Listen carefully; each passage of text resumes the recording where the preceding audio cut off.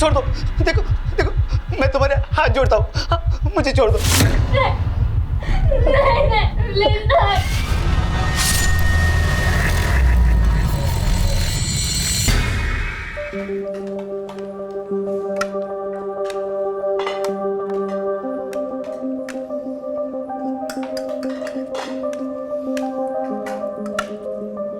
पापा, बुआ से दाल मांगो ना।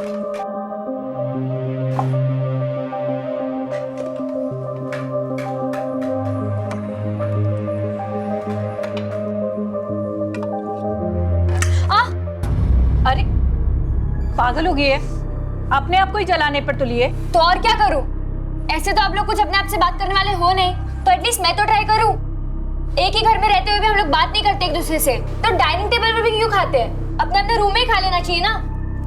समझाइए इसको। चुप कर जा बच्ची, चुप कर। परिवार, रिश्ते, प्यार, एहसास, इन सब की परिभाषा वहां से बदलने लगती है जब इंसान कागज के टुकड़ों का गुलाम होने लगता है। कुछ पाने के चक्कर में क्या छूट रहा है, अगर वक्त रहते इस पर नजर ना डाली जाए तो सामने आते हैं इस लापरवाही के अंजाम, जहां अपनों की भीड़ में भी इंसान अकेला रह जाता है। उम्र दराज इस अकेलेपन पर शायद काबू पा जाए, लेकिन उन मासूमों का क्या जिनके दिलो दिमाग पर हर बात एक छाप की तरह छूटती है और जिंदगी में तजुर्बे की कमी और अपनों का परायापन उन्हें वीरान कर देता है। और फिर जिन राहों पर वो निकलते हैं वहां उन्हें मंजिल नहीं मिलती बल्कि हादसों से टक्कर होती है। इन्हीं हादसों और गैर जिम्मेदारी की कहानी कहता है हमारा आज का ये एपिसोड। रुको रुको रुको। ये चाचू को अभी ना कुछ पता नहीं चलता, कब मूड बन जाए कब बिगड़ जाए कुछ नहीं पता। अरे पंखुड़ी है ना, सारे प्लान इसी की वजह से बनते रहते हैं हमेशा। जल्दी कर, सब लोग आते होंगे, जल्दी कर। चलिए इधर इधर। दादी, हाँ। जिस दिन का हमें वेट था वो दिन फाइनली आ ही गया। हाँ हाँ। कितना मस्ती करेंगे ना आज। हाँ। खेलेंगे, खाएंगे, भले कुछ दिन के लिए, पर हाँ, बहुत हाँ, मस्ती करेंगे। बेटा तेरे जिद के लिए तो प्लान बना है। हेलो, हाँ जी, क्या मल्होत्रा साहब के माल की डिलीवरी नहीं हुई? एक मिनट में चेक करके बताता हूँ जी। भैया, आपने मल्होत्रा साहब का माल नहीं डिलीवर करवाया? ये बोल तो दिया था। अरे हाँ, वो शायद टेम्पो का प्रॉब्लम था। शायद टेम्पो का प्रॉब्लम था से क्या मतलब है आपका? अरे कोई काम तो ढंग से कर सकते हैं आप। मुझसे ऊंची आवाज में बात मत करना। तुमने क्यों नहीं देखा? दिन भर घूमते रहते हो। घूमने तो आप जा रहे हैं सारा काम छोड़ के।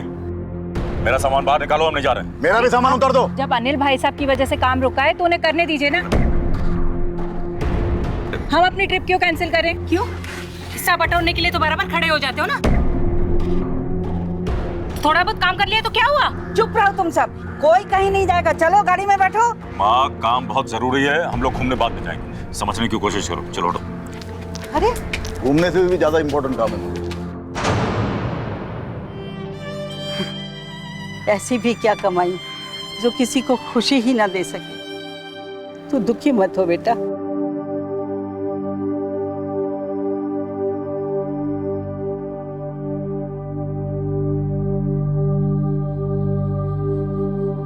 मुझे पता है नाराज है हमसे, तुझे फार्म हाउस नहीं ले गए ना, इसलिए। ये क्या कर रहे? ज्वालामुखी, ये क्यों? दादी, हाँ, इस घर में तो हर एक के अंदर एक ज्वालामुखी है जो कभी भी फट सकता है। क्या हम पहले जैसे कभी खुश नहीं रह सकते? खुशियाँ जगह की नहीं इंसानों की मोहताज होती है, पर इस घर में तो कुछ उल्टा ही हो रहा है। लक्ष्मी इतनी आई कि सरस्वती ने तो रास्ता ही बदल दिया।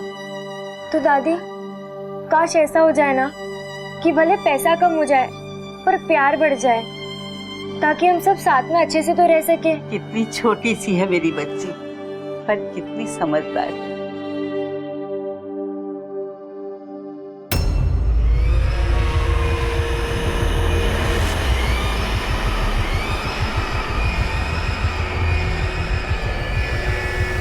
ये बच्चियां कौन थी और वो आदमी कौन था जो अपनी जान की भीख मांग रहा था? इन्हें क्यों बंदी बनाया गया था। दूसरी तरफ ये परिवार जिसका हर सदस्य एक दूसरे की तरफ पीठ किए अलग ही दिशा में आगे बढ़ रहा था, जिसकी लापरवाहियों और अनदेखियों ने एक मासूम बच्ची पंखुड़ी को सोच से बुजुर्ग बना दिया था, जो पैसे को लात मारकर गुर्बत की जिंदगी मांग रही थी सिर्फ इसलिए ताकि परिवार और उसकी खुशियां लौट आए, एक दूसरे के लिए वक्त लौट आए। इस परिवार के सिर्फ आदमी नहीं बल्कि औरतें भी दोनों हाथों से कमाना चाहती थी, जिसकी वजह से ये सब एक दूसरे की दुश्मन बनी हुई थी। पर आखिर ये सब चाहते क्या थे? इंसान सुख शांति के लिए दौलत कमाता है, लेकिन क्या सिर्फ दौलत से ही सुख शांति मिलती है? गाड़ी आधा घंटा लेट लेके आया तू आज। बॉस देखेंगे तो? सारे टेम्पो आ गए? हाँ सर, बस एक गाड़ी बची है, डिलीवरी हो गई, आने वाली है।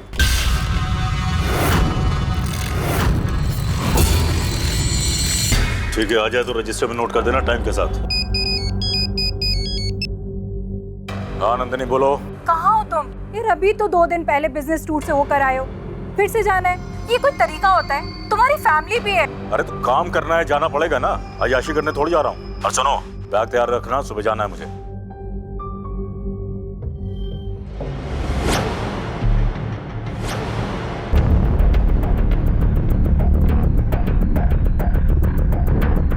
कब से खड़ी है गाड़ी? काफी टाइम पड़ रहा। गाड़ी के अंदर चेक करो, पेपर से क्या देखो? जी सर। आसपास जाके चेक करो, कुछ मिलता है क्या देखो।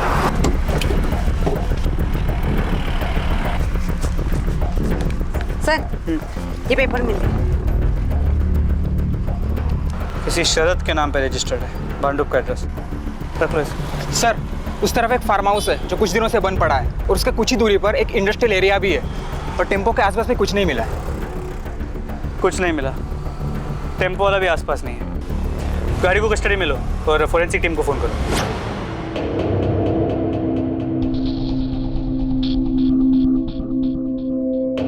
पापा यही दोनों हैं जिन्होंने मेरी बम पर पेट्रोल का इंजेक्शन लगाया था। क्या सबूत है कि ये दोनों ही थे? देखिए भाई साहब, हो सकता है आपका बेटा झूठ बोलता हो।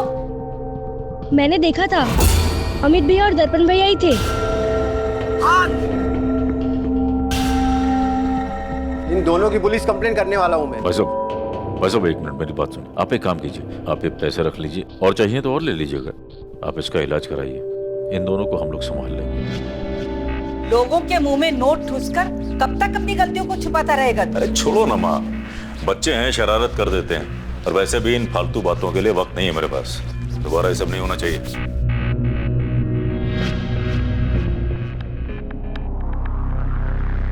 भाई प्लान क्या है तेरा, ये तो बता। सुन के मजे लेगा, देख के? देख के तो जा पंखुड़ी को बुला कर। पंखुड़ी को? अच्छा ठीक है।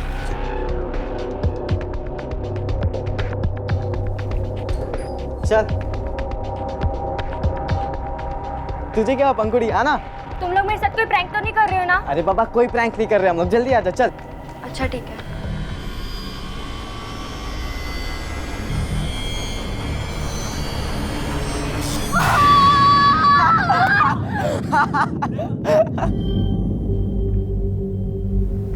भाई पंखुड़ी, पंखुड़ी, भाई पंखुड़ी, भाई क्या हो गया इसे, देखना यार। ए पंखुड़ी, पंखुड़ी उठ, नाटक मत करना। पंखुड़ी उठना यार। अभी इसको होश में लाता हूँ। उठ भाई कुछ कर। ए पंखुड़ी, ए पंखुड़ी, उठ जा यार, उठ। देख पंखुड़ी, इधर देख। तू जो कुछ देखती है घर पे बता देती है ना, इसे चुगली कहते हैं, है ना? और अब ये मत बता देना, वरना यार पंखुड़ी, हम लोग तो बस मजाक कर रहे थे। देख मैं रिक्वेस्ट करता तुझसे, ये सब बात प्लीज घर पर मत बताना यार, प्लीज। मैं नफरत करती हूँ तुम दोनों से। अरे पंखुड़ी यार बात तो सुन यार, प्लीज यार घर पे मत बताना किसी को। बात सुन, बात सुन। पर एक प्रॉब्लम है, जितना मैं तुमसे नफरत करती हूँ ना, उससे ज्यादा मैं तुम लोग से प्यार करती हूँ। प्रैंक्स, शरारतें, मस्ती इस तरह की हरगिज नहीं होनी चाहिए कि किसी को तकलीफ पहुंचे, किसी को खतरा हो, किसी को ठेस पहुंचे। घर के बड़े और जिम्मेदार जब इस तरह की हरकतों को नजरअंदाज करते हैं और अपनी ही दुनिया में मगन रहते हैं, तो यह खतरा किसी भी वक्त भयानक रूप ले सकता है। और यही हो रहा था रस्तोगी परिवार में। पूरे दिन में सिर्फ 20 साड़ियां बिकी है, प्रॉफिट तो मिलेगा ही नहीं, लेकिन किसको क्या पड़ी है ना? उस नीलम को मैं छोड़ूंगी नहीं, देखूंगी मैं उसे। टेंशन के मारे मेरे बाल झड़ने लगे हैं। अगर यही हाल रहा ना तो सब कुछ हमारे हाथ से निकल जाएगा। मैं कुछ बोल रही हूँ, सुनाई दे रहा है आपको? मेरी तो कुछ फिक्र ही नहीं है आपको।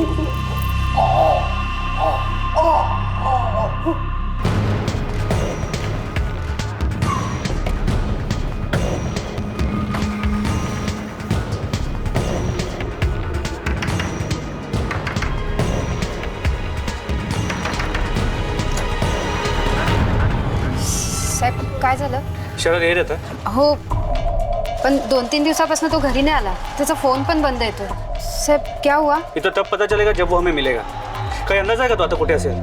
साहेब तो टेम्पो चालवतो. कोणाची, स्वतःची का किसी और के लिए चलाता है? नहीं, मेरे को कुछ नहीं पता साहब. ठीक है, तो आला की आम्हाला कळवा. हो साहब. राणे, ये शरद के फोन को ट्रैकिंग पे डाल दो. कॉल रिकॉर्ड निकलवा. पता करो कि गायब होने से पहले उसकी आखिरी लोकेशन क्या थी. और एक खबरी को यहाँ 24 घंटे नजर रखने को बोलो.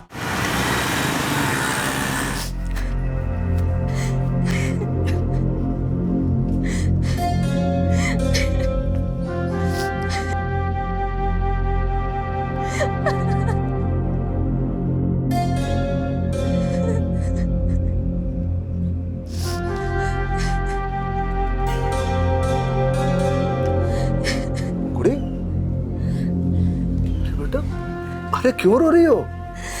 ताया जी, मम्मी ने मुझे बहुत चिल्लाया. क्या है? मम्मी इस पे साइन.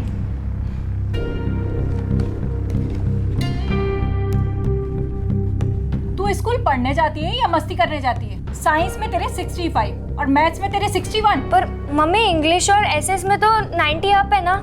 सोशल साइंस की कोई वैल्यू होती है? तू और तेरे बाप ने ना दोनों ने मेरी नाक में दम करके रखा है. तू स्कूल में जाती है कि मस्ती कर सके, और तेरा बाप कभी फोन नहीं उठाता, घर में टाइम नहीं देता. जा अपने बाप से साइन करवा, मैं इसमें साइन नहीं करूंगी. अरे पगली, इतनी सी बात पे कोई रोता है क्या? ला, मैं साइन कर देता हूँ. ला. अरे क्या है, तुम्हारी मम्मी किसी और से गुस्सा होगी तो इतने में तुम गई तो इसलिए डांटा होगा. लो, ये भी साइन हो गया. अब मेरी पंखुड़ी के लिए एक मीठा सा गिफ्ट. ले लो.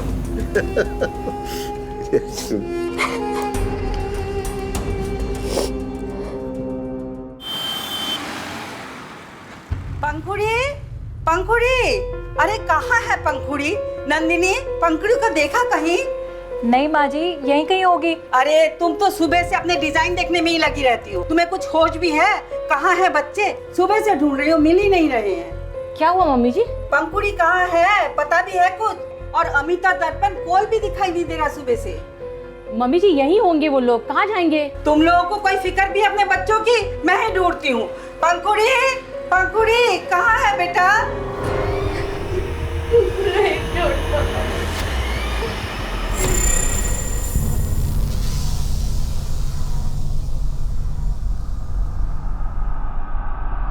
आराम से.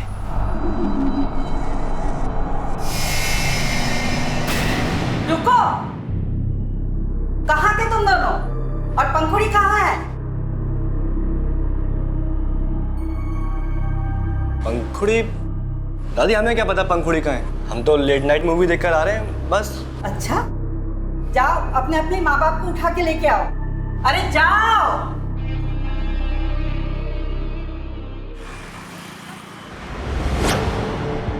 सर, मेरी पोती पंखुड़ी सुबह से गायब है. पता नहीं कहाँ किस हाल में है. आपने अपने रिश्तेदारों और उसके दोस्तों से पता किया? हो सकता है वहाँ. सर, जहाँ जहाँ वो जा सकती है सब जगह पर पूछताछ की. सर, कहीं नहीं मिली. आपकी बेटी है? मेरी भतीजी है. उसके पिता क्यों नहीं आए कंप्लेंट लिखवाने? सर, मेरा भाई कुछ काम से पूना गया है, टूर पे है. उसका फोन ट्राई किया था लेकिन वो भी नहीं लग रहा है. आप लोगों ने आज सुबह से उसे नहीं देखा? ये भी तो हो सकता है कि वो कल रात या शाम से गायब. बाहर आप उसकी डिटेल्स लिखवा दीजिए और उसकी तस्वीर दे दीजिए. जी सर, शरद की last mobile location Hanuman Nagar trace हुई है. क्या? अपने घर से इतनी दूर हनुमान नगर के जंगल में वो कर क्या रहा? और अगर उसके साथ वहीं कुछ हुआ है तो वहाँ किसी ने तो उसे देखा हो. चला तिथे जाऊन बघूया.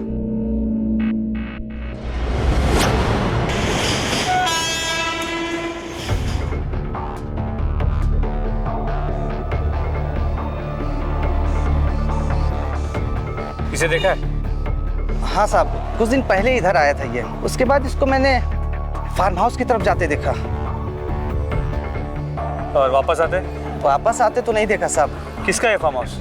साहब शक्ल से तो मैं नहीं जानता साहब, लेकिन साहब वो फार्म हाउस है ना, उसके आगे इन लोगों की फैक्ट्री भी है साहब। लेकिन साहब ये फार्म हाउस पे ये लोग बहुत कम आता है साहब।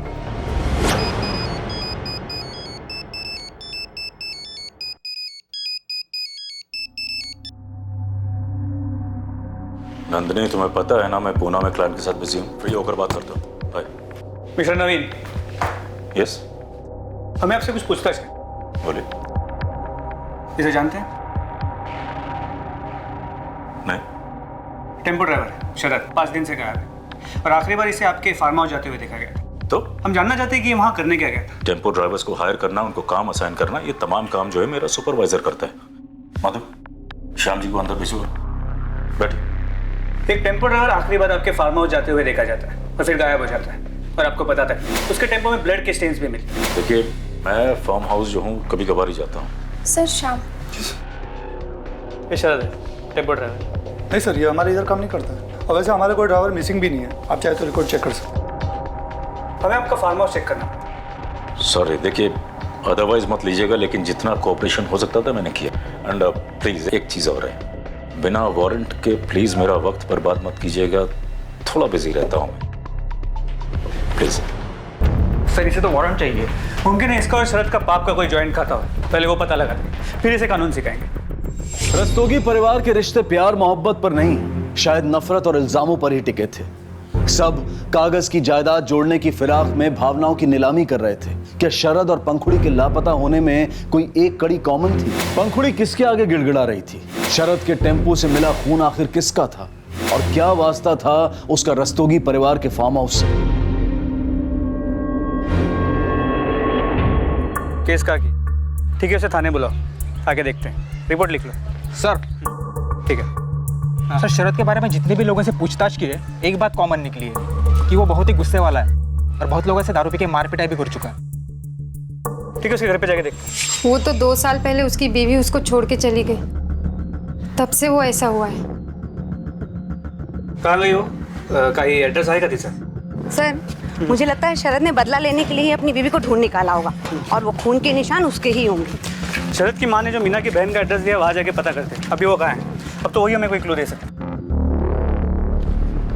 ठीक है, शाम को देखो। सर, पंखुड़ी का फोन के लास्ट लोकेशन हनुमान नगर। हनुमान नगर? दामले, कोई लड़की अकेले इतनी दूर नहीं जा सकती, जरूर उसे कोई लेके गया हो सकता है सर। ये भी पता चला है कि उस फैमिली का इस एरिया में एक फार्म हाउस भी है। इसका मतलब तो ये बनता है कि कोई बाहर वाला नहीं बल्कि कोई घर वाला ही उसे वहां लेके गया हो। दामले, अनिल को फोन करके इन्फॉर्म करो और फार्म हाउस आने के लिए बोलो। Okay sir. हेलो,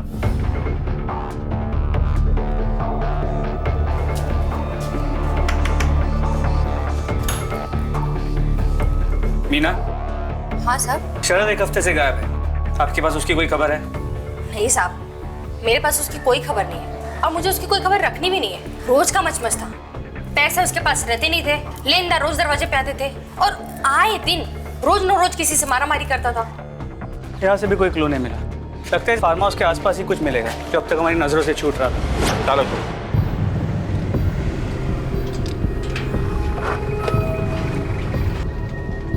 सर, आप यहाँ? तुम यहाँ कैसे? एक मिसिंग केस के सिलसिले में एक टेम्पो ड्राइवर 1 हफ्ते से गायब है। आखिरी बार इस फार्म हाउस में आते हुए देखा गया था। चलो, फार्म हाउस का चप्पा चप्पा छान मारो, कुछ भी छूटना नहीं चाहिए। अच्छी तरह से पूरी जगह की तलाश करो।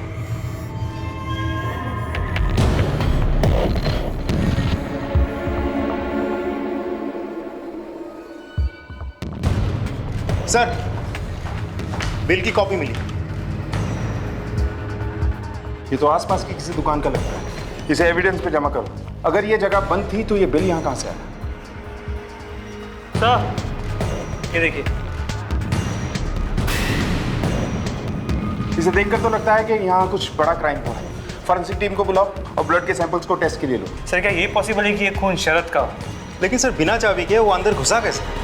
और दोनों केसेस में कनेक्शन क्या हो सकता है? क्योंकि ये फैमिली तो शरद को जानती तक नहीं।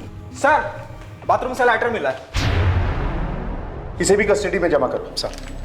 अगर ये जगह बंद थी तो ये लाइटर, ये बिल और ये खून, ये सब यहाँ कहाँ से आए? मिस्टर अनिल, जब तक हमारी इन्वेस्टिगेशन पूरी नहीं हो जाती, आपका ये फार्म हाउस हमारी निगरानी में रहेगा। जितनी शिद्दत से तुम मेरे पीछे लगी रहती हो ना, अगर इसका आधा एफर्ट भी तुमने पंखुड़ी के ऊपर लगाया होता तो आज वो हमारे साथ होती। मैंने उसे अकेले पाला है। बिजनेस टूर से कभी फुर्सत मिली है तुम्हें? नोट छापने की मशीन के अलावा अगर कभी अच्छे बाप भी बन गए होते ना तो ऐसा कुछ नहीं हुआ होता। तुम तो बड़ी एफिशिएंट हो ना। तुमने पंखुड़ी के लिए क्या किया? क्या ध्यान दिया तुमने उस पर? क्या किया? तुम्हें होश में ला रही हूँ। सारी जिंदगी जायदाद कमाते रहे और तुम झगड़ा करती रही। कभी मेरी बच्ची पर ध्यान दिया? कभी उसके सर पर हाथ रखकर पूछा कि बच्ची तू कैसी है? शर्म करो तुम लोग, शर्म करो।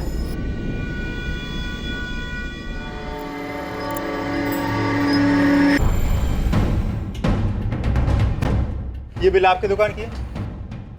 हाँ सर, ये बिल हमारी दुकान का। बता सकते हैं कार्ड किसने स्वैप करवाया था? सर शकल तो याद नहीं है, पर इतना याद है वो 2 16-17 साल के लड़के थे। ये रहा सर। यस सर, हम फार्म हाउस जाते थे लेकिन सिर्फ मस्ती करने। दारू वारू पीते थे पर कुछ गलत नहीं करते थे सर। हाँ सर, और जिस दिन पंखुड़ी गायब हुई थी उस दिन तो हम फार्म हाउस के आसपास भी नहीं गए थे।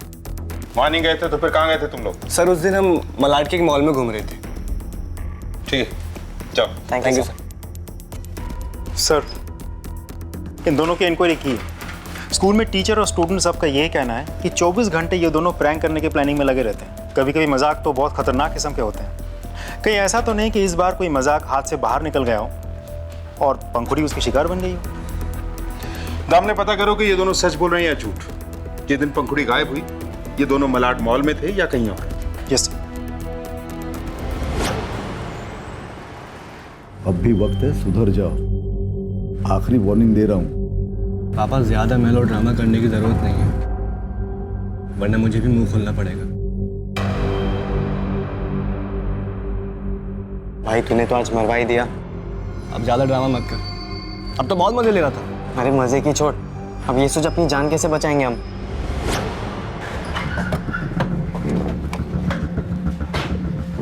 सर, दर्पण और अमित के कॉल डिटेल्स के मुताबिक वो हनुमान नगर में ही थे। शॉपिंग मॉल के सीसीटीवी फुटेज भी चेक कर लिया। वो लोग झूठ बोल रहे हैं, गए ही नहीं थे वहाँ।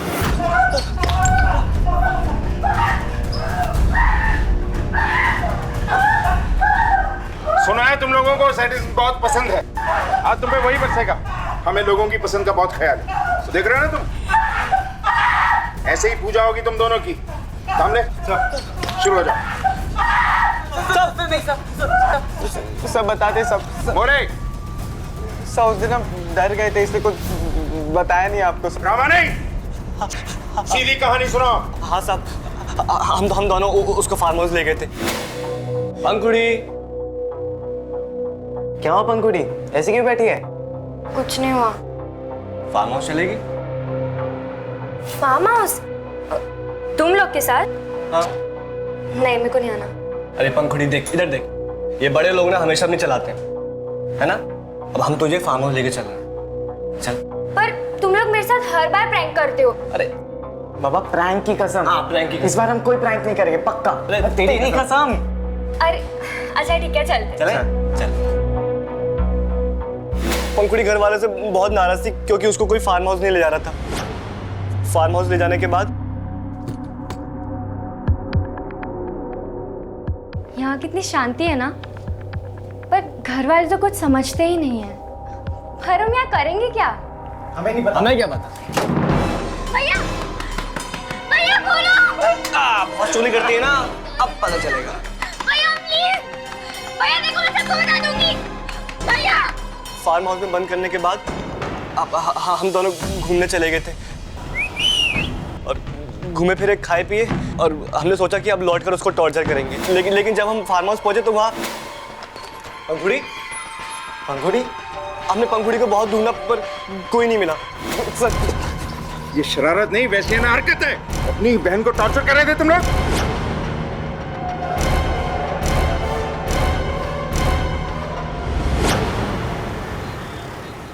किस तरह की परवरिश की है तुमने अपने बच्चों की? और तुम लोग किसी को दुख देके तुम्हें खुशी मिलती है, चाहे अपनी बहन ही क्यों ना हो। हाँ हाँ, ये सब नवीन की गलती है। अरे बच्चों को सही गलत समझाने के बजाय उनकी गलतियों को पैसे देके रफा दफा करता है। मेरी गलती है? अरे मैं कम से कम सिचुएशन को हैंडल तो करता हूँ। आपने क्या किया? तो आप करो ना हैंडल। हाँ तो कर रहा हूँ ना मैं। तो करो ना बातें। अरे हाँ तो कर रहा हूँ। अरे चुप रहो, बंद करो ये ड्रामा। मम्मी जी देखिए, मैं यकीन के साथ कह सकती हूँ, ये भले ही कितने भी बिगड़े क्यों ना हो, लेकिन ये किसी को गायब नहीं कर सकते। मैं सच कह रही हूँ आजी। अरे इस घर में कीचड़ में कमल की तरह थी वो, तुम सबसे अलग। वो किसी को दुख नहीं पहुंचा सकती। पता नहीं कहाँ गई मेरी बच्ची, मेरी पंखुड़ी। ना पंखुड़ी ना शरद, किसी का कुछ पता नहीं चल रहा है। फार्म हाउस पे मिला ब्लड शरद का है, ये जानने के लिए भी हमें शरद का मिलना बहुत जरूरी है। क्या कनेक्शन हो सकता है दोनों केसेस में? सर देखा जाए तो एक मिनट। हेलो, क्या? ओके सर, फार्म हाउस में मिले ब्लड के फॉरेंसिक रिपोर्ट के मुताबिक वो एक नहीं बल्कि बहुत सारे लोगों का ब्लड है। रस्तोगी परिवार में तो गलतियों का इतना ढेर था कि अच्छाई को शायद ढूंढ कर निकालना पड़े। जो माँ बाप अपने बच्चों के भविष्य के लिए दिन रात एक कर रहे थे, उनके पास अपने ही बच्चों के लिए वक्त नहीं था। और अब एक अपराध की दस्तक उनके घर तक आ पहुंची थी, और इसी अपराध के पुख्ता सबूतों को इकट्ठा करने के लिए पुलिस ने एक बार फिर फार्म हाउस का रुख किया। पूरा फार्म हाउस बारीकी से चेक करो, कुछ भी अजीब दिखाई दे तो इन्फॉर्म करो। सर्च शुरू करो। Yes sir. तुम ऊपर देखो, तुम इस तरफ देखो।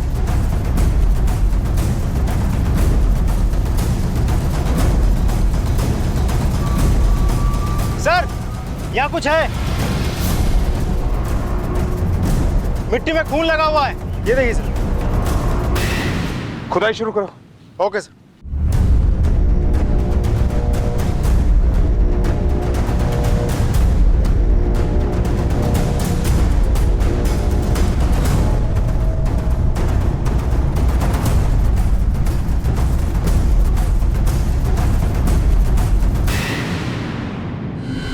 सर यहाँ भी एक लाश मिली है।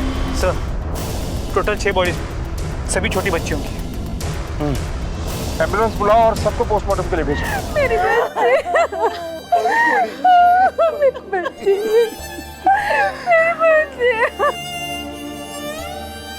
ये सब कुछ तुम लोगों की वजह से हुआ है।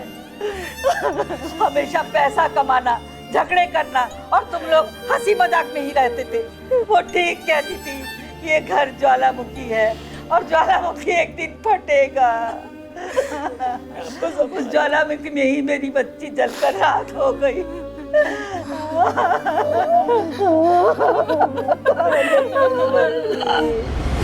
हनुमान नगर में 4 बच्चियों की मिसिंग कंप्लेंट है, जो काफी पुरानी है और अब तक सॉल्व नहीं हुई। हो सकता है कि ये 4 बच्चियां वही हों। अगर ये 4 बच्चियां वही हैं, मैं शहर के बाकी पुलिस स्टेशंस की मिसिंग कंप्लेंट चेक करता हूँ। और हर्ष, उस फार्म हाउस से मिले लाइटर को भी ट्रेस करो। जी सर। सर पोस्टमार्टम रिपोर्ट आ गई, लेकिन कुछ बॉडीज की हालत ऐसी है कि शनाख्त होना मुश्किल है। और रिपोर्ट के मुताबिक सभी बच्चियों के साथ रेप और मोलेस्टेशन हुआ है। ये केस एक मिसिंग कंप्लेंट से शुरू हुआ था और सीधे सीरियल चाइल्ड मोलेस्टेशन और मर्डर केस में बदल गया। सबसे रीसेंट बॉडी हमें पंखुड़ी की मिली थी ना? Yes sir. बॉडी से हमें मोलेस्टर का सीमेन सैंपल भी मिला होगा। उसे पंखुड़ी के दोनों भाइयों अमित और दर्पण से मैच करो। लेकिन सर, अगर कोई घर वाला होगा तो पंखुड़ी को मारेगा क्यों? मामला बहुत गंभीर है, हम कोई चांस नहीं ले सकते। वैसे शरद का इस केस से क्या लेना है?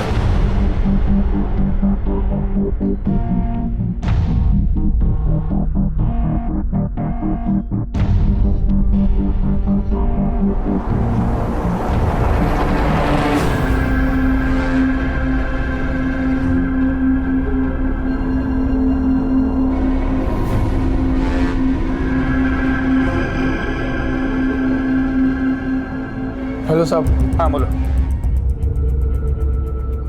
तुम 1 मिनट के लिए भी उससे नजर मत हटाना, हम अभी आते हैं। सर खबरी का फोन था, ये शरद उसके घर के आसपास देखा गया। क्यों नहीं आता?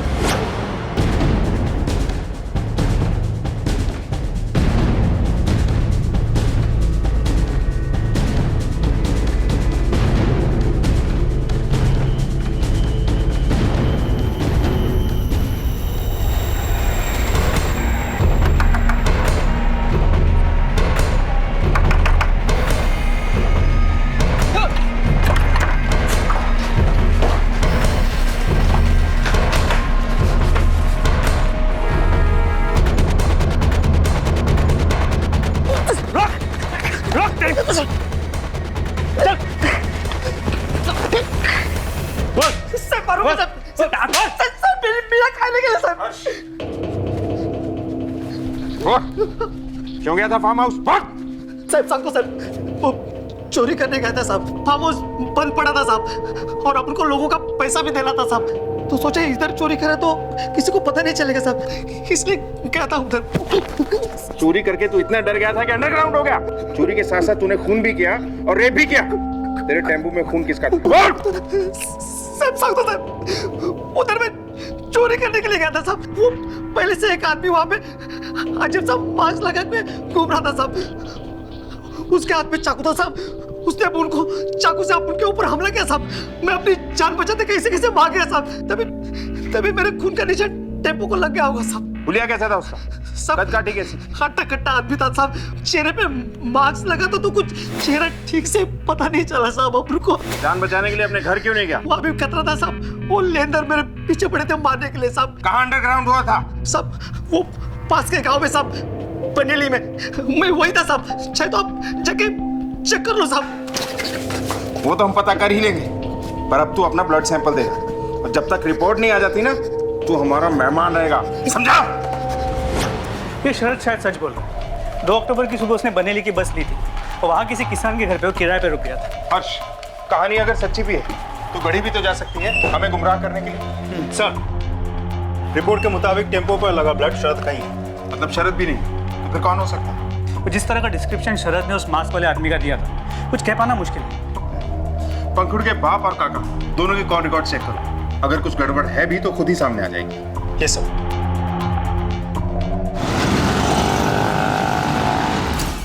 सर, अनिल ने कहा था कि वो फार्म हाउस नहीं जाता है, लेकिन कॉल रिकॉर्ड्स के मुताबिक वो अक्सर वहां जाता है, वो भी अपने ऑफिस के बाद। सर, उस लाइटर का पता चल गया। उस पर बना बारकोड किसी वेबसाइट का है, ऑनलाइन शॉपिंग से मंगाया गया। ऑर्डर करने वाली कोई मधु नाम की औरत, लेकिन उसका डिलीवरी का एड्रेस अनिल के ऑफिस। चलो पता करते हैं कि लाइटर की शौकीन मैडम ये है कौन।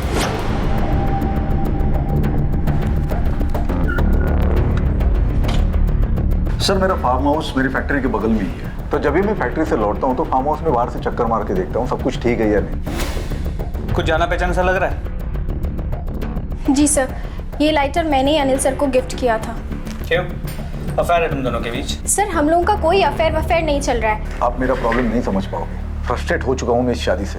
मेरी बीवी को बात करना नहीं आता, सिर्फ लड़ना आता है। घर जाने से भी डरता हूँ मैं। सर, यही वजह है मेरे और मधु की दोस्ती की। हम लोग एक दूसरे से मिलते थे, दुख सुख बांटते थे, प्रॉब्लम शेयर करते थे। और दुख बांटने के लिए तुम अक्सर उसके साथ फार्म हाउस पे जाया करते? हाँ सर, लेकिन सर वहाँ पे क्या चल रहा था उसका कोई अंदाजा नहीं था मुझे। मैंने किसी को खून नहीं किया। ठीक है, लेकिन हमें यकीन दिलाने के लिए तुम्हें हमारे साथ चलना होगा। चलो। हर्ष, कुछ छठी बच्ची के बारे में कुछ पता चला? छठी बच्ची की पोस्टमार्टम रिपोर्ट के मुताबिक उसके हाथ में कुछ सालों पहले फ्रैक्चर हुआ, जो फिर जाके ठीक हुआ। मैंने उस उम्र की सभी मिसिंग बच्चियों की कंप्लेंट्स की फाइल्स मंगाई है। अगर किसी भी बच्चे के हाथ में फ्रैक्चर की कोई भी इन्फॉर्मेशन मिली, वो ना हो छठी बच्ची हमारी हो। सर, ये किशोर है, अनिल की फैक्ट्री में काम करता है। 2 महीने पहले इनकी भी बच्ची गायब हुई।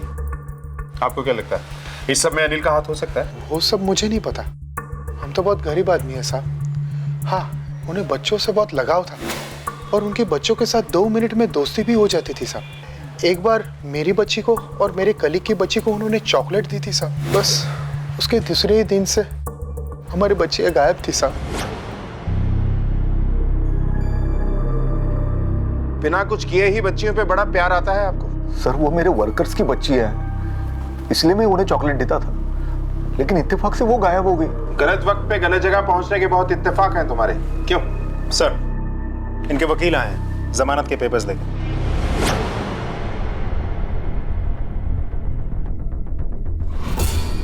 नवीन, नवीन, नवीन करना बंद करो। नवीन छोड़ो, जान से मार दूंगा मैं तुझको। क्या करो तुम? छोड़ो मुझे। छोड़ो। नीलम ने मुझे बताया था तेरे बारे में। क्या क्या तूने मेरी बेटी के साथ? छोड़िए। कभी सोचा नहीं था कि तुम्हारे दिमाग में इतनी गंदगी भरी होगी। पंखुड़ी तो मेरी बेटी जैसी थी और तुम। पंखुड़ी 3 अक्टूबर को फार्म हाउस से गायब हुई, पर अनिल उस दिन शहर में ही था। वो कोई और है जो अब तक हमारी आंखों में धूल झोंक रहा है। नवीन उस दिन उसी एरिया में था, जबकि उसने कहा कि वो पुणे गया और उसका फोन 3 तारीख को पूरे दिन स्विच ऑफ था। सर, मुझे लगता है इस सबके पीछे नवीन है। उस दिन फार्म हाउस में पंखुड़ी ने उसे सब कुछ करते देख लिया होगा, तो अपने आप को बचाने के लिए उसने पंखुड़ी का कत्ल कर दिया होगा। आपका मतलब है कि मैंने अपनी बेटी के साथ? आप ऐसी घटिया बात सोच भी कैसे सकते हैं? अरे मैं फोन इसलिए ऑफ किए हुए था ताकि मेरे घर वाले मुझे फोन करके परेशान नहीं करें। उस छठी बच्ची की शिनाख्त हो गई, इसकी माँ ने मिसिंग कंप्लेंट भी लिखवाई। जिस दिन से खेलने गई थी तब से वापस ही नहीं उठी, कंप्लेंट भी लिखवाई नहीं। वो जादू वाले चेयर में बैठी थी और फिर से गायब हो गई। चेयर? कौन सी चेयर बेटा? वो चेयर बाजू वाले अंकल के पास है। जी कहिए, क्या बात है? सुना है परी तुम्हारी किसी जादू वाली कुर्सी पे बैठी और गायब हो गई। गायब हो गई? ऐसा तो कुछ नहीं है सर, वो इस चेयर पे कभी बैठी ही नहीं। हाँ, इसकी जब डिलीवरी हुई तो शायद उस वक्त बैठी होगी, तो पता नहीं। कहाँ से ऑर्डर की थी चेयर? Royal furniture. उसका एड्रेस? ये सर। हेलो, हाँ okay sir, DNA sample match हो गया, आपका शक सही है। पहले कि हम तेरी खाल खींच दें, सच सच बता, क्यों गया ये सब? सब पता था, सब पता था। अपना कंट्रोल चाहता था सब, जो औरतों पर नहीं बच्चों पर हो सकता था, क्योंकि सब औरतें मक्कार होती है, धोखेबाज होती है, भाग जाती है, लेकिन बच्चे एक थप्पड़ में शांत हो जाते हैं। अंकल मैंने कुछ नहीं किया, मुझे छोड़ दो। अपने पागलपन के लिए इतनी सारी बच्चियों को अपनी आवाज का शिकार बनाया, इस सब के लिए वही फार्म हाउस क्यों चुना? क्योंकि वो खाली पड़ा था साहब फार्म हाउस। हाँ, अच्छी बड़ी जगह थी, लाशें गाड़ने के लिए कहीं बाहर नहीं जाना पड़ता था साहब। हाँ। टेम्पो पे तेरा खून कहाँ से आया?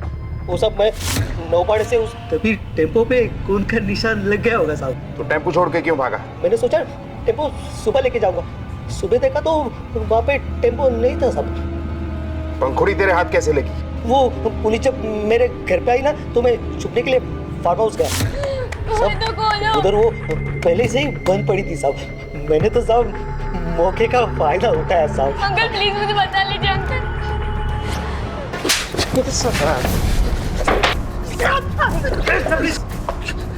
अगर मेरे हाथ में तुझे सजा देना होता ना तो यही चीर के रख देता तुझे।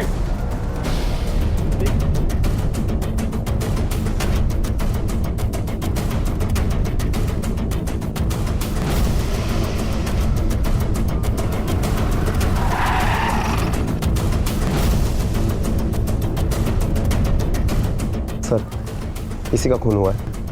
फोन किसने किया था? साहब मैंने फोन किया था। क्या देखा तुमने यहाँ पर? साहब मैंने देखा कि वो लड़की बेताशा उस शख्स की। इसका मतलब है खून तुम्हारे सामने हुआ? सब मेरे ही सामने नहीं, इन सबके सामने हुआ, ये सब थे वहाँ पे। हाँ साहब, और साहब न जाने क्या नफरत थी उस लड़की के दिल में। शायद इस लड़की को उस आदमी से काफी नफरत हुई होगी। इस आदमी ने कुछ उसके साथ जरूर बुरा बर्ताव किया है। वैसे भी उस लड़की का एक हाथ नहीं है, शायद यही वजह होगी। मोरे, लेकिन सवाल ये उठता है कि इस लड़की के पास चाकू कहाँ से आया? सर शायद उस लड़की ने प्लान करके ये मर्डर किया है। चाकू अपने साथ में ही लाई होगी, वरना ऐसे सुनसान सड़क पर उसे चाकू कहाँ मिलता? अगर वो चाकू अपने साथ लाती तो हो सकता है वो आदमी चौकन्ना हो जाता, वो मर्डर कर ही नहीं पाती। आसपास के दुकानों में देखो, किसी सब्जी वाले या फ्रूट वाले का चाकू उठाया हुआ उसने। Okay sir.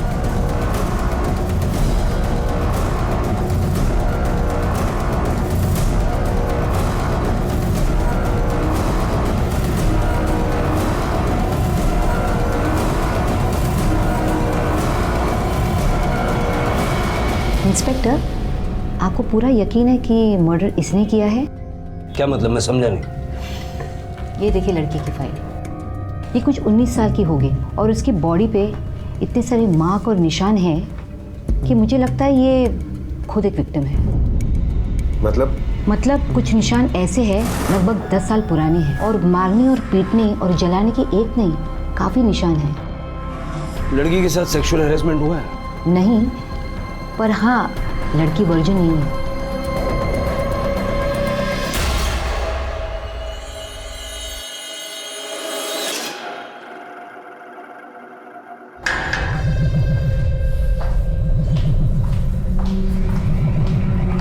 कौन हो तुम? कहाँ से आई हो? जिस आदमी को तुमने मारा वो कौन था और क्यों मारा तुमने उसे? देखो, चुप रहने से कोई फायदा नहीं। अगर तुम समझती हो कि चुप रहने से तुम बच जाओगी तो ऐसा नहीं होगा, इसलिए सब सच बताओ। हो सकता है हम तुम्हारी कोई मदद कर पाए। क्यों मारा तुमने उस आदमी को? बोलो। सर, पोस्टमार्टम रिपोर्ट आ गई है।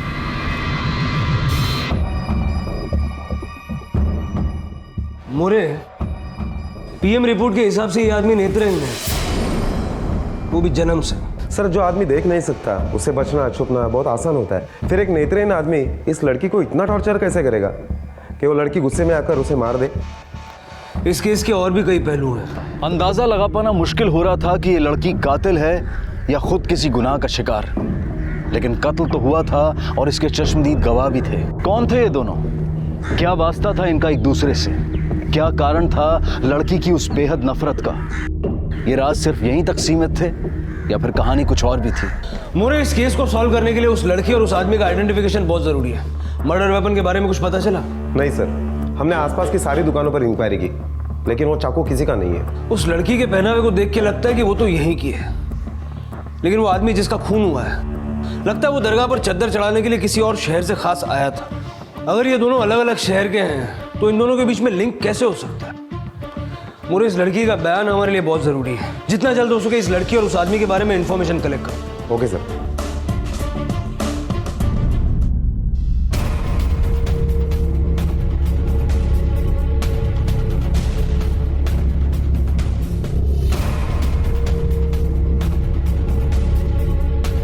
इसे पहचानते हो? नहीं साहब। और इसे? हाँ साहब, इसको तो जानता हूँ। अल्लाह के बड़े नेक बंदे हैं, हर साल यहाँ दरगाह पे आते हैं और फिर दिल खोलकर गरीबों को ज़कात देते हैं। कहाँ से आते हैं कुछ पता है? ये तो नहीं मालूम, बस इतना कह सकता हूँ कि बड़े दीन ईमान वाले हैं। बाकी तो साहब ये दरगाह है, यहाँ जो भी आते हैं सब अल्लाह के बंदे हैं। अब किसका घर और किसकी जात पूछेंगे?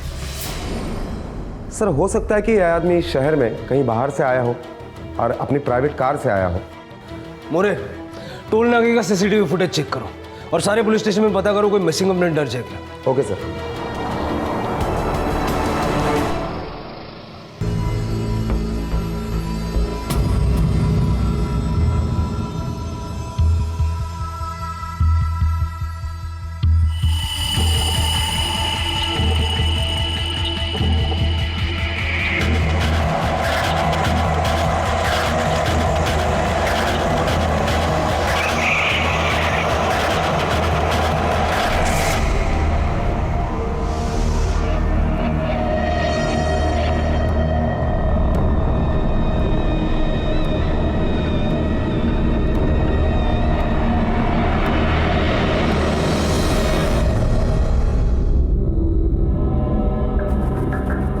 ये लड़की, उठ चल खाना खा ले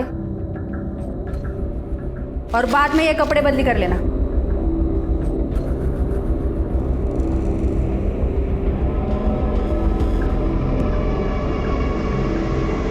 आबिदा, उस्मान, बाहर आओ।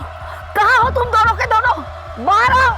आबिदा, उस्मान, आबिदा, उस्मान, कहाँ मर गए दोनों के दोनों? बाहर चले आओ। अम्मी, क्या हुआ और आप इतनी घबराई हुई क्यों? अरे किसी ने मेरी जान लेने की कोशिश की।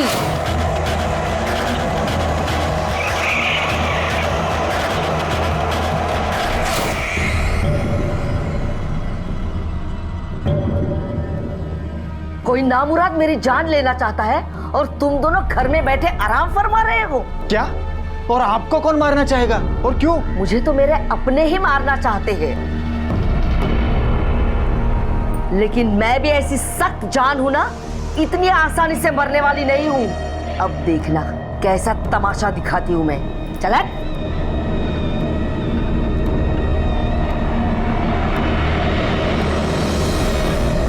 सर, हमने टोल नाके पर भी पूछताछ की, लेकिन इस आदमी के बारे में कोई इन्फॉर्मेशन नहीं मिली।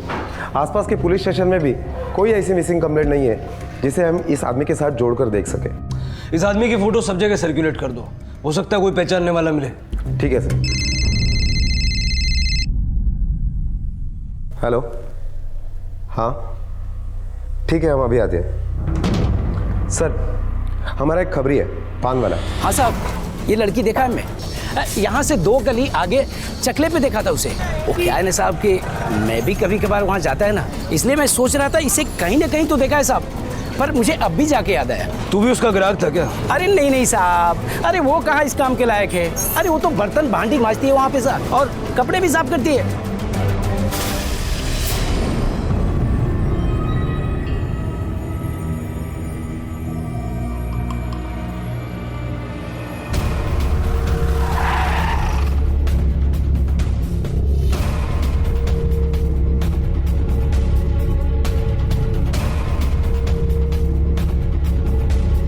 अरे आज सूरज किधर से निकला?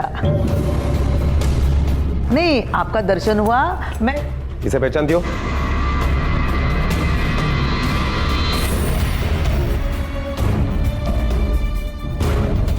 बोला ना नहीं पहचानती। इधर की होती तो पहचानती। देख, झूठ मत बोल, क्योंकि हमारे पास इंफॉर्मेशन है ये लड़की तुम्हारे यहाँ कपड़ा और बर्तन मांजने का काम करती है। क्या साहब, अब कपड़ा और बर्तन मांजने वाली का मैं हिसाब रखूंगी। शायद लड़की को करीब से देखने के बाद सब हिसाब याद आ जाएगा। Patil madam, yes sir. Guide तक आइला। चल अरे काय कर? चल चल। अरे छोड़ ना। अरे क्या करती है? मैं छोड़ूंगी नहीं। मैंने कुछ नहीं किया, देखो याद रखना, मैं छोड़ूंगी नहीं। अरे अरे अरे, ये क्या जबरदस्ती है? हाँ, कोई बर्तन मारने वाली लड़की का मेरे पास क्या काम है? मुझे लड़की चाहिए, लेकिन बिल्कुल चुप। लड़की को लेकर आओ। Yes sir.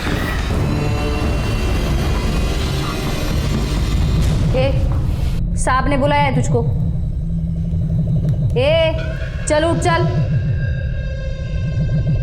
सुनाई नहीं दे रहा है क्या? चल, साहब ने बुलाया है तुझको। पाटिल, हिला उठवा। चल, साहब ने बुलाया, चल। मुझे चल चल। मुझे नहीं जाना, मुझे कहीं नहीं जाना, मुझे नहीं जाना, मुझे कहीं नहीं जाना। नहीं राजा साहब, मुझे छोड़ दो राजा, मुझे कहीं नहीं जाना। नहीं राजा साहब, मुझे छोड़ दो राजा साहब, मुझे कहीं नहीं जाना राजा साहब, मुझे कहीं नहीं जाना। नहीं राजा साहब, मुझे छोड़ दो राजा, मुझे कहीं नहीं जाना। नहीं राजा साहब, मुझे छोड़ दो राजा साहब, मुझे कहीं नहीं जाना राजा साहब, मुझे कहीं नहीं जाना। मुझे नहीं जाना। पता नहीं सर, लेकिन वो लड़की राजा साहब के अलावा कुछ बोल ही नहीं रही है। तुम जानती हो राजा साहब कौन है? राजा साहब? मैं नहीं जानती। झूठ मत बोलो। कोई कस्टमर है तुम्हारा?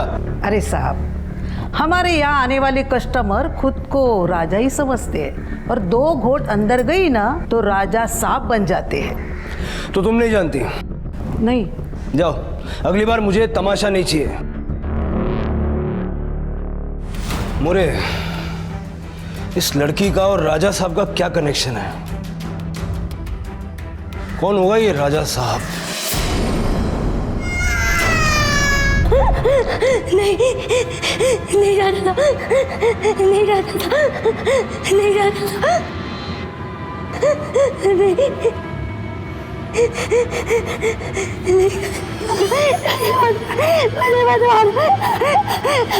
मोरे, कौन हो सकता है ये राजा साहब जिससे ये लड़की होश में आने के बाद भी इतना डर रही है? सर, मुझे लगता है इस लड़की ने जिस आदमी का खून किया है वही राजा साहब हो। लेकिन चेक करना पड़ेगा कि उसका बैकग्राउंड शाही है भी या नहीं। और मोरे, ये भी पता लगाओ कि इस एरिया में कोई ऐसा आदमी है क्या जिसे लोग राजा साहब कहते हैं। Okay sir.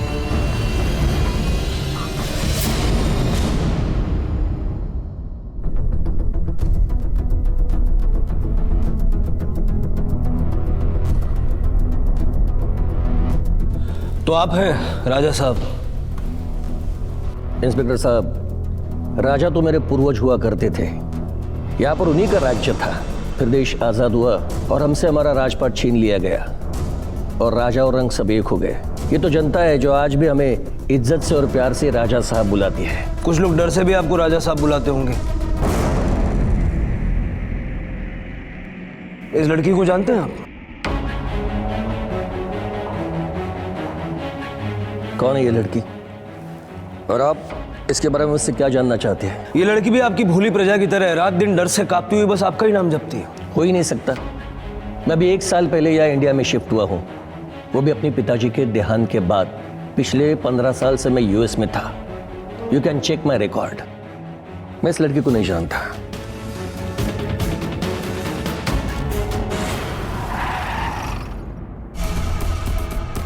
सर, ये राजा सच बोल रहा है। हमने उसकी इंक्वायरी निकाली। वो सचमुच 1 साल पहले ही वापस आया है और उसके पास्ट में भी ऐसा कुछ नहीं मिला जिससे ये साबित हो सके कि इस लड़की के साथ उसका कुछ कनेक्शन है। मोरे, हम फिर से वहीं आके खड़े हो गए जहां से हम चले थे कि कौन हो सकता है ये राजा साहब।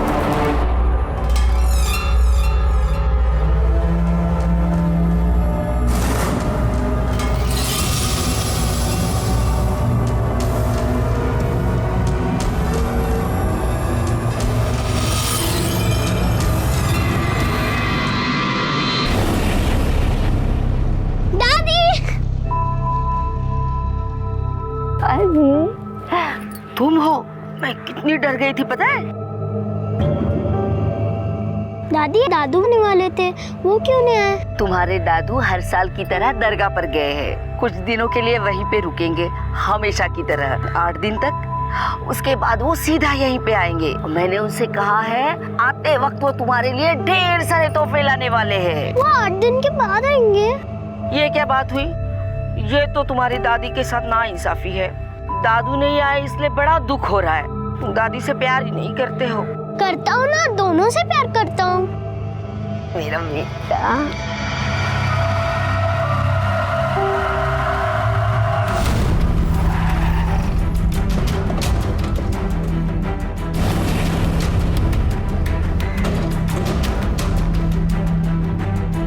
क्या कहा डॉक्टर? सर, डॉक्टर ने कहा कि इसकी दिमागी हालत ठीक नहीं है। कुछ तो ऐसा हुआ है इसकी जिंदगी में जिसका असर आज तक इसके दिमाग में है। पर ये राजा साहिब नाम का आदमी है भी या नहीं, ये कहना मुश्किल है।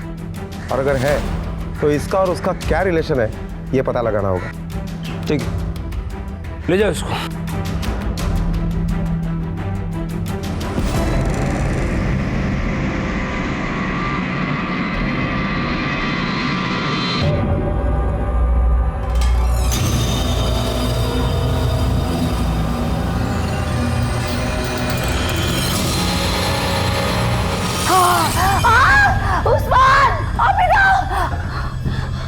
अम्मी, क्या हुआ अम्मी? वो यहाँ पे कोई है यहाँ पे। मुझे मारना चाहता है और उसके हाथ में ऐसा ही हथौड़ा था ना। अरे वह मैं आपका, मैं तो कबर्ड रिपेयर कर रहा था इसलिए हथौड़ा हाथ में लिया था। अम्मी, आप दिन में भी सपने देखने लगी है। इतने भी वह मत पालिए कि लोग तुम लोग मुझे पागल साबित करने की कोशिश कर रहे हो। ये मेरा वहम नहीं है। मैंने जो देखा, मैंने जो महसूस किया, वही मैं तुम्हें बताना चाहती थी। लेकिन तुम लोग तो कहीं ऐसा तो नहीं कि तुम दोनों जानबूझकर नासमझ बन रहे हो? मुझे पूरा यकीन है तुम दोनों ही मुझे मारने की कोशिशें कर रहे हो।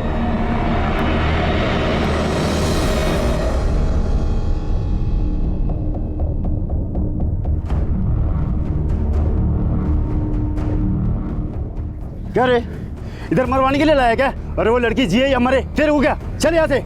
बेटी है वो मेरी, उसके साथ ऐसा बुरा होते हुए कैसे देख सकता हूँ मैं उसको अपने साथ लेकर जाएगा। तेरे को जाना है, जा तू। दादी, कब खत्म होंगे 8 दिन? दादू कब आएंगे? थोड़ी देर बैठ ले मेरे साथ। तेरे दादू आएंगे ना, तब तू पलट के देखने वाला भी नहीं है मेरी तरफ। अम्मी, दूध।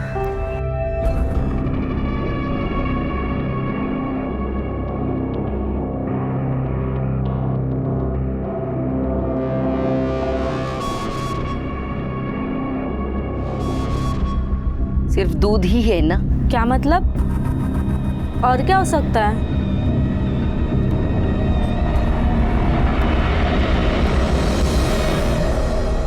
ले बेटा, दूध पी ले। दूध पीने से ताकत आ जाती है। हाँ,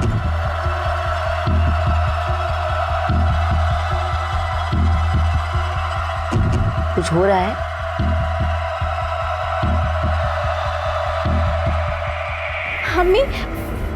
अम्मी, अब्बू का 3 दिन से फोन नहीं लग रहा है। आपकी कुछ बात हुई क्या? कहाँ कोई बात हो पा रही है? मुझे भी तो उनकी काफी फिक्र हो रही है। हमें अभी फिक्र करने का वक्त नहीं है, हमें पुलिस के पास जाना होगा, कोई आम बात नहीं है। नूर,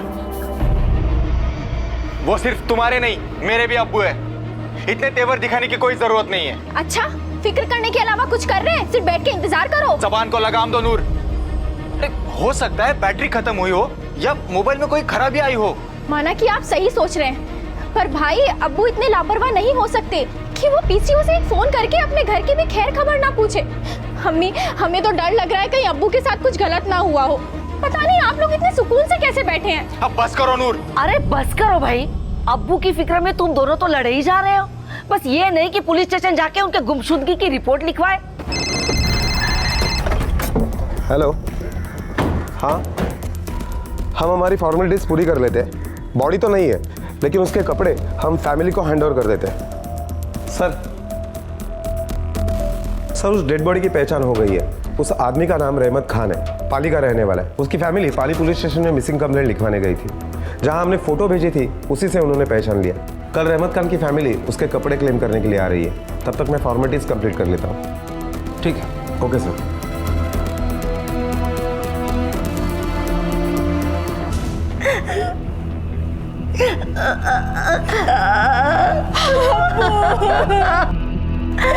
किसने मारा इंस्पेक्टर साहब इन्हें? कैसे हो गया इंस्पेक्टर साहब? या अल्लाह, संभालो अपने आप को। देखिए, मैं आपका दुख समझता हूँ, लेकिन कुछ सवाल हैं जो जरूरी हैं पूछने होंगे। किसी से कोई दुश्मनी थी उनकी? कैसी दुश्मनी साहब, उन्होंने तो कभी किसी के साथ ऊंची आवाज में बात तक नहीं की। खुदा का नेक बंदा था मेरा शौहर। मेरे साथ चलिए, किसी से मिलवाना है आपको।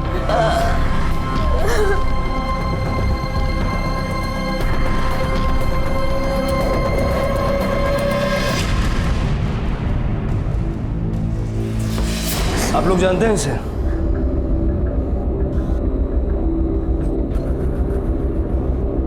नहीं साहब, इसे तो हमने पहले कभी देखा भी नहीं। नहीं साहब, हम नहीं जानते इसे। ये कौन है? कौन है ये लड़की?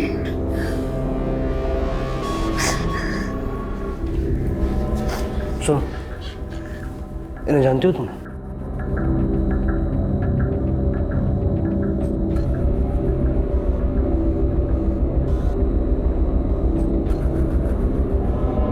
रहमत की शिनाख्त ने पुलिस को एक सुकून की सांस दी।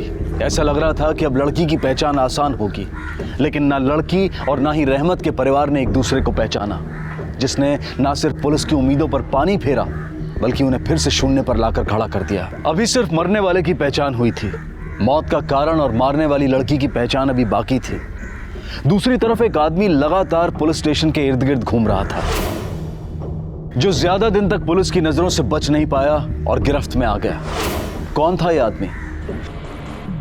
साहब मेरा नाम तात्या है, मैं भिखारी है साहब। वो लड़की 1 साल पहले मेरे को अपने नाके के सिग्नल पर बैठी हुई मिली थी। वो डरी भी और सहमी भी थी, और ऐसी जवान लड़की अगर रास्ते में बैठी मिलेगी तो किसकी भी बुरी नज़र गिरेगी ना। तो मैं ही उसको बोला था, अगर ये सब बुरी नज़र से बचने का है तो तेरे को बदसूरत ढूंढना पड़ेगा। फिर उससे मेरी बात मान ली साहब। थोड़ी देर के लिए तकलीफ होगी, पर बाद की ज़िंदगी के लिए तुम्हें काफ़ी आराम होगा। फिर कोई तुम्हें गंदी नज़र से घूर कर नहीं देखेगा। साहब मैंने तो सिर्फ उसके भले के लिए उसका हाथ काटा। एक लड़की को अपाहिज बनाया अपना भीख का धंधा बढ़ाने के लिए, और यहाँ पे मान बनने का नाटक कर रहा है। नहीं साहब, मैंने कभी उससे भीख नहीं मंगवाया साहब। वो बच्ची थी मेरी, बाप जैसा प्यार दिया मैंने। वो भी मेरे को बहुत चाहती थी साहब, पर एक दिन किधर गई मालूम नहीं साहब। खुश थी मेरे साथ में। तू सच बोल रहा है? ये हम क्यों मान लें? गणपति बापा की शपथ साहब, मैं सच बोल रहा है।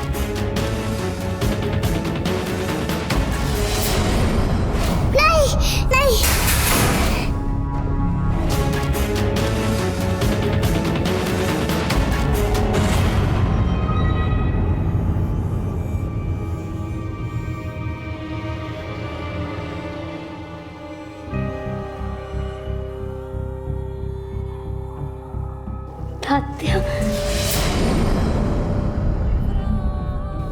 तात्या, तात्या, मंजरी,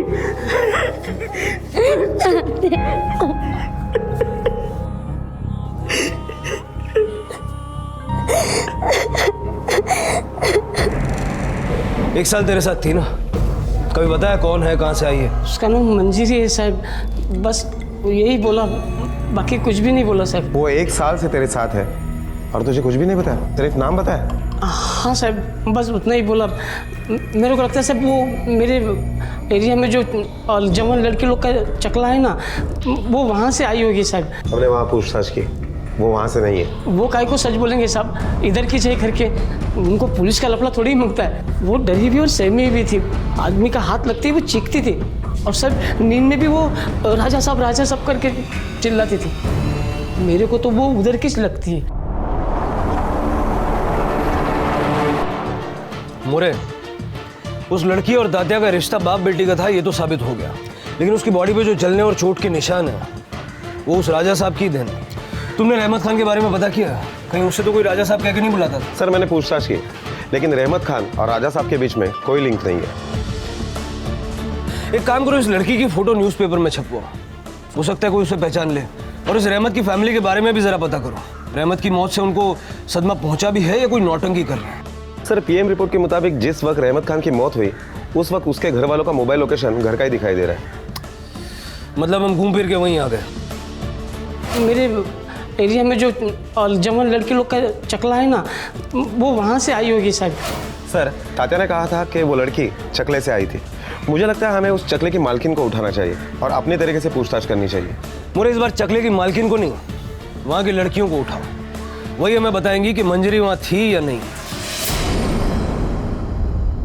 नहीं साहब, हम लोग कुछ नहीं जानते इस लड़की के बारे में। सच बोल। थी साहब, वो भी हम सबके साथ उधर ही थी, फिर वो कुछ दिन बाद भाग गई, और जब मिली तो उसका एक हाथ भी कटा था साहब। आंटी के इसके भागने से बहुत हट गई थी साहब। वो उसको और दूसरी लड़कियों को सबक सिखाने को उसको झाड़ू पोछे के काम पे लगाई थी साहब। हाँ साहब, मेरे पास ही थी। अगर खूबसूरत लड़की भागेगी तो हम उठाएंगे ना, लेकिन देखा तो उसका हाथ कटा हुआ था, और हमारे धंधे में लंगड़े घुड़ी का क्या फायदा है, इसलिए मैंने उसको छोटा मोटा काम पे लगा दिया। 1 साल बराबर काम किया उसने, लेकिन अचानक से क्या हुआ पता नहीं, भाग गई। बाद में मैंने उसको पुलिस स्टेशन में देखा। तो पहले पूछा तब झूठ क्यों बोली? धंधे पाने का सोचना पड़ता है ना साहब, ये मर्डर केस में नहीं पढ़ने का था मुझे। वो कोर्ट कचहरी। अब की बार अगर झूठ बोला ना, बहुत महंगा पड़ेगा। पूरा सच बोल रही है साहब, अब झूठ बोल के नहीं फंसने का मुझे। इस केस में रोज नई तय खुल रही थी, पर आधी मंजरी पर गुनाह तो साबित हो सकता था, पर बिना किसी मकसद के।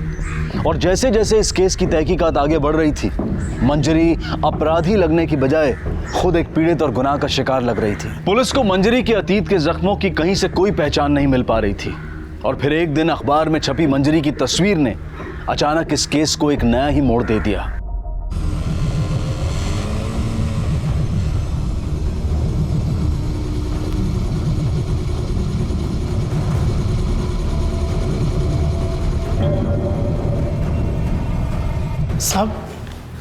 साहब, आपने ही ये फोटो पेपर में छपवाई थी ना? हाँ, तुम जानते हो इसे? हाँ, मेरी बेटी है शायद।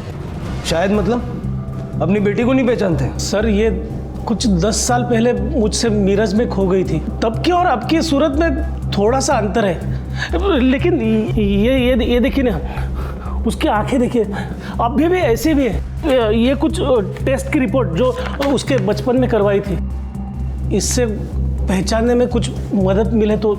मोरे,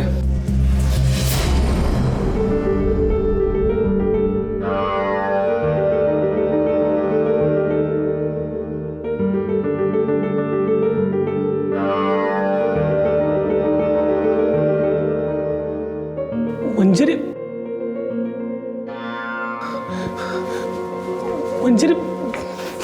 माझी पोर कहाँ गई थी तू बेटी? मंजरी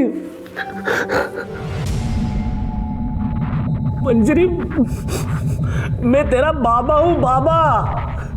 देख देख मुझे, मंजरी।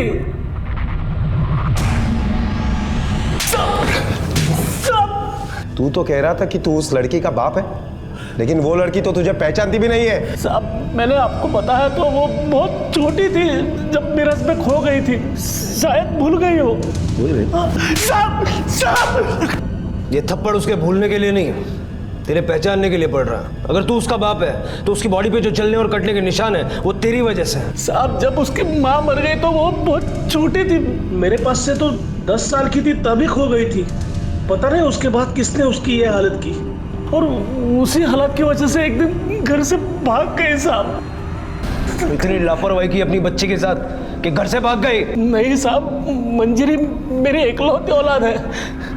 अगर मैं ऐसा करता तो इतने साल बाद उसे यहाँ छुड़ाने क्यों आता? मैं मेरे बच्चे से नफरत नहीं, बहुत प्यार करता हूँ साहब, बहुत प्यार करता हूँ। मेरा विश्वास कीजिए साहब, मेरा विश्वास कीजिए साहब। मेरी बेटी किसी का खून नहीं कर सकती। अगर ऐसा हुआ है तो उसने अपनी दिमागी हालत की वजह से किया होगा। मैं कोर्ट में ये साबित करके रहूंगा, अपनी बच्चे से खुद को अभी दूर नहीं जाने दूंगा। ये सही करा, मंजरी को लेकर आओ। मंजरी बेटा डर मत, मैं हूं ना तेरे साथ। चल अब घर चलते हैं, चल चल बेटा। मोरे, अब तक हम इस लड़की की पहचान और परिवार को ढूंढ रहे थे, लेकिन जब अब मिल गया है तो पता नहीं क्यों ऐसा लग रहा है कि कुछ गलत हो रहा है। मंजरी के पिता ने उसकी पहचान साबित करके उसकी जमानत तो करवा ली, लेकिन उस पर केस अब भी चल रहा था, जिसे सॉल्व करने के लिए पुलिस इस सवाल का जवाब ढूंढ रही थी। और ये राजा साहब कौन था जिसका डर मंजरी की आत्मा पर बैठा हुआ था? उसका मंजरी से क्या संबंध था? क्या मंजरी को कोठे पर पहुंचाने में भी राजा साहब का हाथ था? मोरे, उस चकले वाली आंटी से पूछो कि मंजरी वहां कैसे पहुंची। अगर ये कड़ी छुड़ गई तो पता चल जाएगा कि मंजरी का उसके बाप के साथ रिश्ता कैसा है। Okay sir. साहब, मैं ईमानदारी से धंधा चलाती हूँ, किसी के ऊपर जोर जबरदस्ती नहीं करती। रोकड़ा दिया था मैंने और खरीदा था उसको। इसने बेचा था? नहीं, हमारे कस्टमर है शांताराम, उसने भेजा था। उसका एड्रेस, फोन नंबर कुछ है तुम्हारे पास?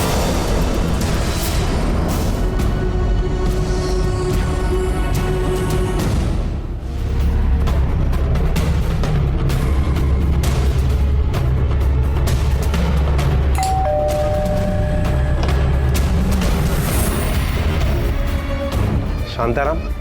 बोला साहब। अरे साहब साहब साहब क्या हुआ? अरे साहब क्या हुआ?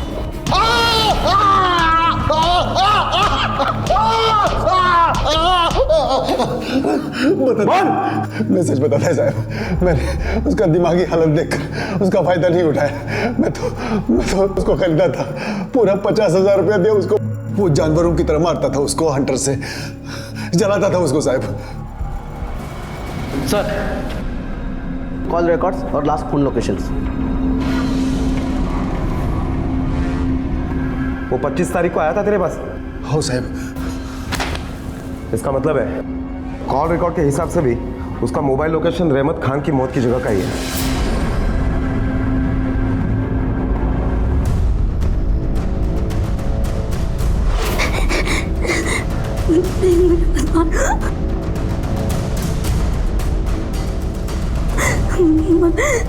मत मारो।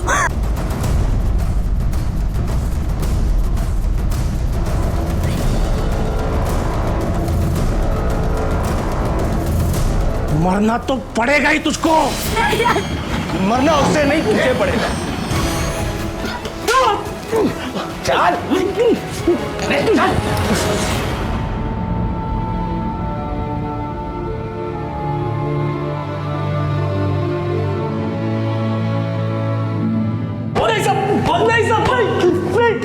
नहीं, बस बस बस साहब बस, मैं ही हूँ राजा साहब। साहब नौटंकी के कपड़े भाड़े पे देने का मेरा काम था। मंजरी जब छोटी थी तब मैं उसे बहुत मारता था और तब राजा की पोशाक पहना करता था। तब वो सोचती थी मैं ही राजा हूँ और वही इमेज उसके दिमाग में बैठ गई साहब। चकले पे भी मैं उसका हालचाल देखने नहीं गया था, उसको मारने ही गया था, लेकिन उसने मुझको देखा, वो वहाँ से भाग गई। मैं उसका पीछा कर रहा था, उससे थोड़ी ही दूर था तो मैंने देखा कि उस आदमी का खून हो गया था। इसका मतलब मंजीरी ने रहमत को नहीं मारा? नहीं साहब, मैं किसी को नहीं मारी। वो तो आंटी के उधर मैंने मेरे बाप को देखा और वहाँ से भाग गई। जब दरगाह के उधर पहुँची तो एक आदमी को चाकू मार रही थी। लेकिन लोगों ने तो तुम्हें देखा था उसे चाकू से मारते हुए। नहीं साहब। तुमने उस औरत का चेहरा देखा था जिसने खून किया? हाँ साहब। उसे पहचान सकती हो? हाँ साहब, उस दिन उसके घर वाले आए थे, उनमें ही वो भी थी।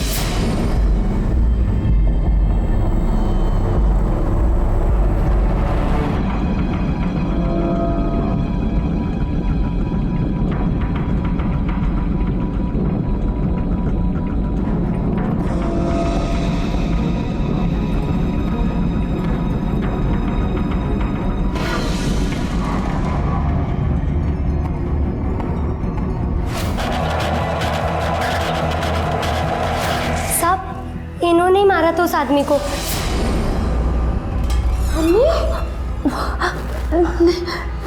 ए लड़की, क्यों झूठ बोल रही है तू? साहब, मैं क्यों मारूंगी अपने शोहर को? ये लड़की झूठ बोल रही है साहब। नहीं साहब, यही थी वो। क्यों झूठ बोल रही है ये? साहब, वो मेरे शौहर थे साहब, मैं उन्हें कैसे मारूंगी? उल्टा यहाँ मेरी जान आफत में फंसी हुई है। आए दिन मुझ पर हमले होते रहते हैं। कौन करवाता है तुम पे हमले और क्यों? जायदाद की लालच में मेरी बहू और मेरा बेटा ही करवाते होंगे मेरे पे हमले। साहब, अम्मी झूठ बोल रही है। खुद को बचाने के लिए ये सब किस्से कर रही है। वो खुद गई थी अब्बा के साथ दरगाह के सफर पे। उन्होंने ही मारा होगा अब्बू को। हम तुम्हारी उम्र का लिहाज कर रहे हैं और तुम्हें तो उसकी कुछ पड़ी नहीं। पाटिल मैडम। Yes sir. लगता है ये चाहती है तो तुम्हारा हाथ दिखाई दो। नहीं, मारना नहीं। मैं बताती हूँ मैंने अपने शौहर का कत्ल कर दिया, लेकिन कसम से साहब वो दोनों मुकर रहे हैं, पर उन्होंने मुझे इसमें साथ दिया था। कहीं ये राज मैं किसी पे जाहिर ना कर दूं, इसलिए वो दोनों मेरा भी कत्ल करवाना चाहते हैं साहब। सर, माना कि ये सब हमले हमने ही करवाए, पर अब्बू के कत्ल से हमारा कोई वास्ता नहीं है। ये अब तुम दोनों नहीं, कोर्ट तय करेगा। मारना पड़ा साहब, क्या करती। मेरे शौहर को पता चल गया था कि हमारा बड़ा बेटा जो है वो उनकी औलाद नहीं है, इसलिए उन्होंने अपनी सारी जायदाद हमारी बेटी नूर के नाम पर करने का सोच लिया। उस दिन जानबूझकर मैंने अपना मोबाइल घर पर रख दिया और इनके साथ दरगाह पर चली गई। जाहिदा, अरे जाहिदा, वो पगली अगर मुझे नहीं देखती। ये वहम है तुम्हारा। जुर्म अपनी कहानी खुद बयान करता है। रहमत को तो इंसाफ मिला ही, साथ ही उस बच्ची को भी इतने सालों बाद न्याय मिला, जिसने अपनी सारी जिंदगी तुम जैसे वैश्य लोगों की वजह से दुखों में काटा। अपनी आंखों से ना देख पाने का रहमत को ये पहला और आखिरी सुकून होगा कि वो इस दुख को जाने बगैर इस दुनिया से रुखसत हुआ कि उसे कब्र तक पहुंचाने वाले उसके अपने ही थे। जाहिदा को रहमत के कत्ल के लिए, उस्मान और आबिदा को रहमत के कत्ल की साजिश और जाहिदा पर जानलेवा हमलों के लिए, और राजेश को मंजरी पर अत्याचार के लिए आईपीसी की अलग अलग धाराओं के तहत गिरफ्तार किया गया है। अपराध का रास्ता सिर्फ और सिर्फ कानून की गिरफ्त तक लेकर जाता है, और ये एक नहीं बल्कि कई जिंदगियां तबाह करता है। अब मैं अनूप सोनी आपसे विदा लेता हूं। फिर मुलाकात होगी अगले एपिसोड में एक और चौंका देने वाले केस के साथ। तब तक अपना और अपने परिवार का ख्याल रखें और देखते रहें क्राइम पेट्रोल डायल 100। सबक एक को, सीख हम सबको। जय हिंद। क्राइम पेट्रोल्स के और भी दिलचस्प कहानी देखने के लिए हमारे चैनल को सब्सक्राइब करें और बेल आइकॉन दबाना न भूलें।